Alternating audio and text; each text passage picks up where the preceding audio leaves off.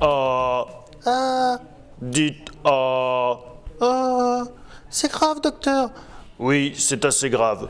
En fait, le problème, c'est que vous êtes né en 1946, vous avez donc 66 ans, vous êtes vieux et malade, mais rassurez-vous, ça n'est pas mortel. Vous l'avez compris, la perte du triple A, la dégradation de la note de la France est embêtante, mais elle n'est pas mortelle. Qu'est-ce que ça signifie concrètement?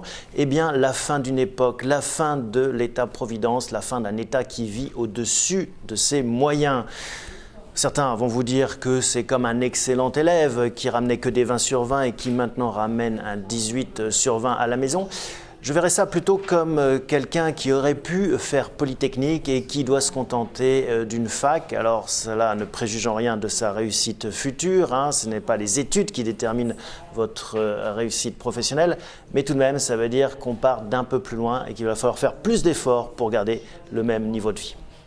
Alors comment la perte du triple A va se traduire dans nos vies quotidiennes? C'est très simple, travailler plus et dépenser moins. Travailler plus, ça veut dire quoi? Ça veut dire augmenter encore l'âge de la retraite pour que la durée de travail sur l'ensemble de la vie augmente et enfin en finir avec les 35 heures pour revenir au même niveau de temps de travail que nos camarades allemands qui travaillent 6 semaines de plus chaque année que nous.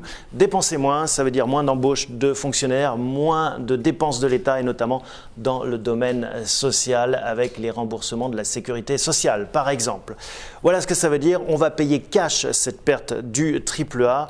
Pour l'instant, on n'a rien vu, mais il faut que les gouvernements présents arrêtent les mesurettes. 10 milliards d'économies, ça ne suffit pas. Et l'opposition arrête les plans sur la comète en promettant des choses qu'ils n'arriveront pas à financer. Voilà comment on va payer la perte de ce triple A.